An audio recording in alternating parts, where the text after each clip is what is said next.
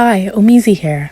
Just before the video starts, I want to let you guys know that I'm not going to be using my animated sprite in this video, not for any particular reason. I just think this topic is a little bit more serious compared to my other videos. So no animated sprite. If you see me looking down at my phone, it's most likely just me reading the script. Anyway, that's it. Let's actually get started into the actual video. I think it's very obvious that I'm a Star Wars fan, but that doesn't stop me criticizing the Star Wars series. Before I get started in this video, this is not me doing an expose on Star Wars and everyone should cancel Star Wars and stop watching Star Wars. That's not my intent. I'm still a Star Wars fan. I still love Star Wars so much with all of my heart. This is just me sharing some opinions I have. And also, before we start the video again, thank you so much to Isabella, or Short for Clone Trooper, on Instagram, and Yassified Captain Rex on TikTok for sharing your opinions with me. I do really appreciate your help. I will link her pages down in the description. Let's go. My first main stripe with the Star Wars series is that there's so little female characters up until about the Clone Wars era. For almost all of the original trilogy, Leia was the only woman we saw on screen. Yes, there were a few other women sprinkled about, but they had, what, 2 minutes of screen time? My friend Isabella brought up a point that whenever there is a female character in a male-dominated media, they tend to displace all female traits. They try to make them as less stereotypically feminine as possible and make them more stereotypically masculine, which we do see a lot in the character of Leia in the original Star Wars series. Star Wars trilogy, sorry. She barely talks about her feelings. She bottles everything up until the last moment on that stupid Ewok planet on the bridge. Her entire planet blows up in front of her eyes. Everyone she loves is dead, and she's like, what about you, Luke? You just lost a man that you barely even know, and I lost my entire life, but you matter more. And I'm not gonna sit here and say that Luke had no reason to be sad, Luke's trauma, Luke's anything is not valid, but to say that, like, her reaction was so mundane to her planet blowing up compared to Luke's huge reaction, that does not seem fair. That really does not seem fair. They didn't want to make her super feminine, so they took away all her crying. Not to mention the fact that she's basically used as a plot mechanic instead of a character throughout a lot of the movies. It's not to say that she's a badly written character, but we see a lot of her utilization in the original trilogy is to push forward either Han or Luke's story. Yes, Leia does save Han, but she is a slave. She is the main driving force to Luke and Han coming to save her. There's a whole bunch of stuff. Even in the sequels, we see that she dies to push forward Ben's story. We see that a lot with so many different series. A female character ends up being hurt to push forward the male's character drive. The female character is used as a plot point to push forward the male character's story instead of actually pushing forward the female characters. And I'm not going to say, like, this is a different time and era. This was the 60s, 70s, and 80s, and I understand that they weren't as progressive as I want to say as now, but we can't deny that it leaves a sour taste in your mouth, bro. It makes me feel gross.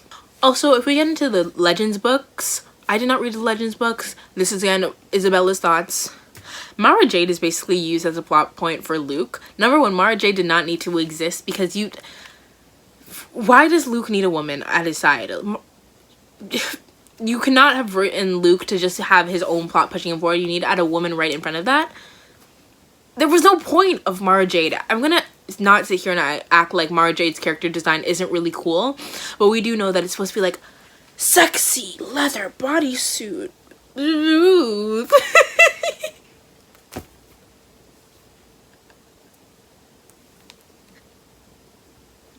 I'm so sorry. From my other YouTube videos, you know how much I love a good bodysuit, but this is just extra, like, I can't say this word on YouTube.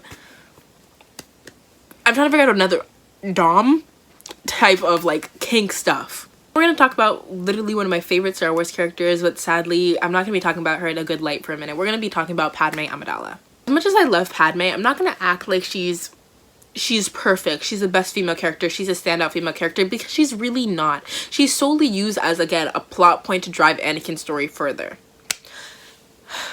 Tell me what Padme does on her own that is not used to drive forward Anakin's story. And I mean something extremely impactful. Extremely impactful to the Star Wars story. Because yes, her becoming a senator was great. Oh, never mind.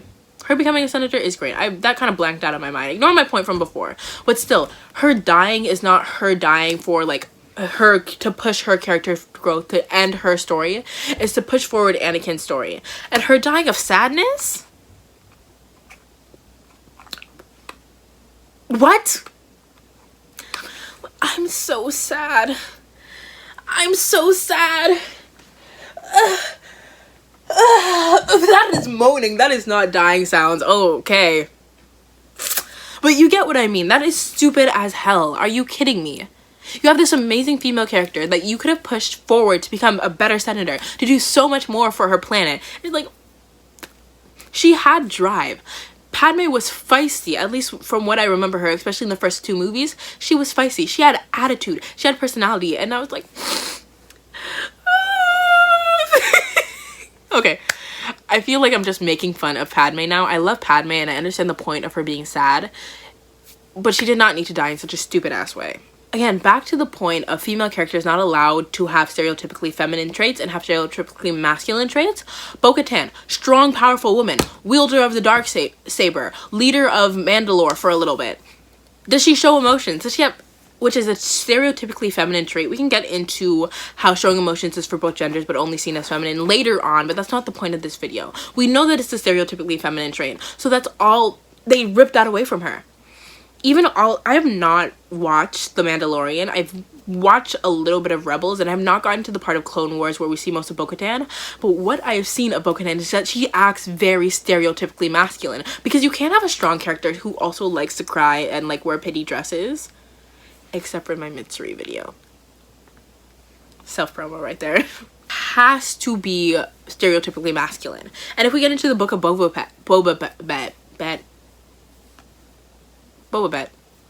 If we get into the book of Boba Fett, we see that Fennec is a female character and she's put on every single poster. If you look up Book of Boba Fett, she's probably the first one to come out.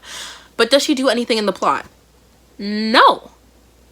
Oh my gosh, no. She's barely utilized, which is one of those things where you notice like companies will put out, we have a character, we have a woman character, we have a queer character, and do nothing with them. I'm not sure if it's gonna, no, this is gonna be considered misogynistic because you're just pushing the woman character like, ugh.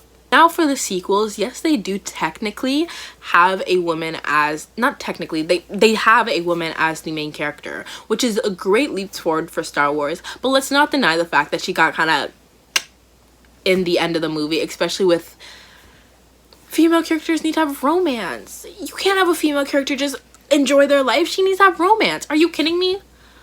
Kylo Ren took everything from her. Everything. Grabbed everything, almost everything away from her. Killed so many people she cared about. And he's like, but let's make out. Let's sloppy kiss. I love enemies to lovers, but there was no need for Rey and Kylo to get together at the end. Absolutely no need for it. Female characters do not need to have romance all the time. That was basically the end of my ranty talking about the characters. Now let's get into my forte, my favorite thing, especially as a cosplayer, costumes. Because good lord do I have a lot to say about the Star Wars costumes for female characters. I got food to eat while I talk about the costumes in Star Wars. But we actually do need to talk about them because, oh my gosh, I think the worst one out of them all is Alia Sakura. If you don't know who Alia Sakura is, she's a blue one with the tits.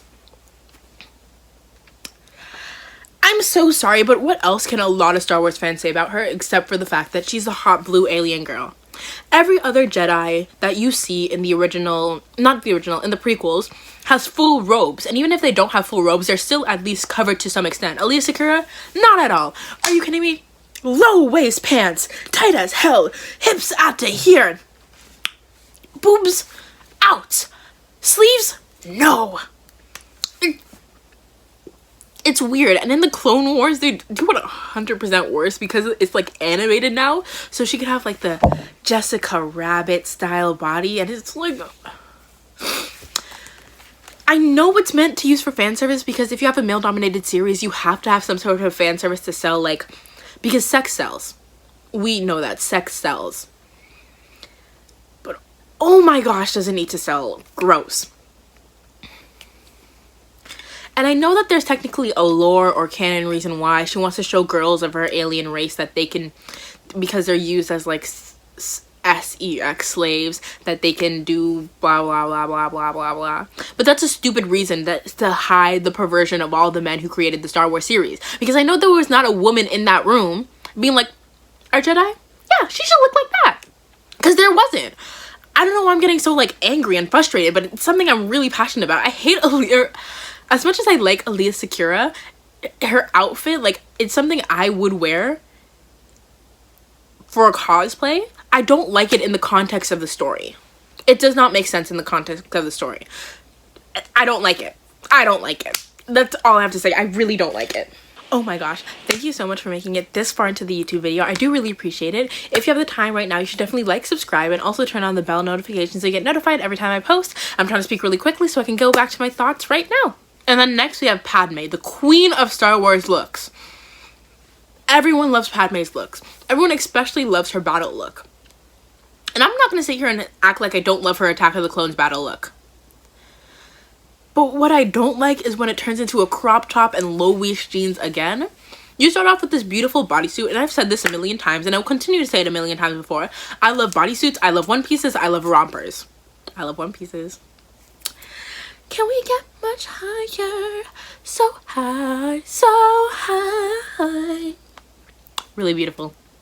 Really amazing. But anyway, in the scene where they have the fight, the monster comes, or the alien comes and like slashes it off, and I guess this alien becomes a professional seamstress because he slashes it perfectly just to show off her midriff and just to cut off her arm to look like some 2003 fashion catalog out of like Vogue.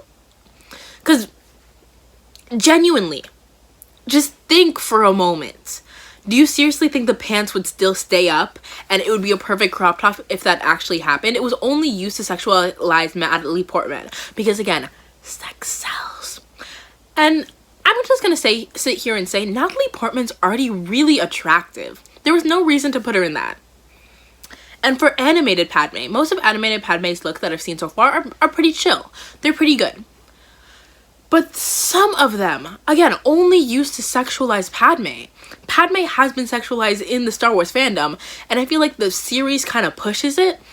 Because if you see that damn purple dress where it's just basically a bra and a skirt, and her ribcage is pointing out to here because her stomach's sucked in here, it's like, gross. Just utterly gross and disgusting. And even after the battle, I believe they put on a coat on her, and the coat, you guessed it, does not cover her midriff because her whole belly button's out. Which again is gross. Why would you do that?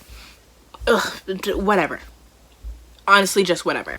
Now to talk about the worst case of them all. Teenage Ahsoka. Are you kidding me? This is a young teenage girl and they're like, what should we dress her in? Tube top and a miniskirt. That's such a good idea for a young child character for a young children's show. Are you kidding me? And I think I saw some like, what's it called? Progress pictures or development photos of what Ahsoka would have looked like without that, and it doesn't look half bad. And I'm so sorry. I feel like George Lucas just walked into that room one day and was like, no. Because this is the man who tried to push Darth Talon into, oh my gosh, if I can get into Darth Talon. This is going to become a very ranty style video now, but we're almost at the end, I promise. Darth Talon fighting in bra and panties. Are you kidding me? What world does that make sense? You are vulnerable to even the heat of a lightsaber. Bro, the lightsaber is gonna be like this at your midriff and you're already burning. Are you kidding me? There's no safety, there's no anything. It's stupid. And it probably came from like, I keep talking S about George Lucas, but it probably came from a George Lucas S stream. Like, gross. And for everyone in my DMs every like couple weeks asking me to cosplay Darth Talon, get out. No, never. Gross. Stop. I'm getting way too mad for this video. We're gonna, I'm just gonna end my costume segment there because I don't want to get like too frustrated while making this, and we're gonna get into the fandom, and the fandom's gonna be a small part because I do not want to talk about the fandom for too long. Now to talk about the worst of the worst of the worst when it comes to misogyny in Star Wars. The fandom. Bum, bum, bum. We know the Star Wars fandom is misogynistic. I'm not going to go into too much detail because I like to keep myself sane, and I will lose my voice if I go on rambling about this any longer. But first off, we have Rey. Everyone hating Rey because she's a woman. Everyone calling her Mary Sue. Like, spell Mary Sue. Explain to me what a Mary Sue is, and explain how Rey is a Mary Sue. Talking about Rey doesn't fail. Anakin was the same dude. We're not even going to get into their love of Anakin and hatred for Rey when their stories are similar to each other. Not fully parallel, but similar. The extreme sexualization of many different female characters in Star Wars, and then the sexualization of people who cosplay those characters, people who make fan art of those characters. Because if you look up Ahsoka online, look her up right now. Tell me in like 1 minute of scrolling you do not find some interesting content on her. Even scrolling through Instagram, the amount of sexualization of female characters. If you ever see a Star Wars content creator who is, not always, but if you see a lot of male Star Wars content creators talk about a female character, it's either they're making a sex joke or they're being misogynistic towards the characters. Again, I'm not going to get into most of the fandom because that's something you can look for yourself. But I think this might be the end of my video. I'm sorry it got really rambly and it wasn't as concise as I'm trying to make my videos. I'm just really passionate about this subject and I was not able to read from the script. I just had to memorize my points because, bro, I cannot go down and read that script. Yeah. Anyway, if you enjoyed this video, don't forget to like and subscribe, turn on the bell notifications so you can get notified every time I post, because your girl is going to be posting consistently on YouTube. Trust me, my content journey is elevating. If you want to see me on any other social medias, they're all going to be linked down in the description of this video. Thank you so much, Isabella, for all your input, because you are a bigger Star Wars fan than anyone I've ever met. So if I need Star Wars help, I definitely go to her. Her TikTok and Instagram will also be linked in the description. And yeah, that's it. Thank you for watching. Bye.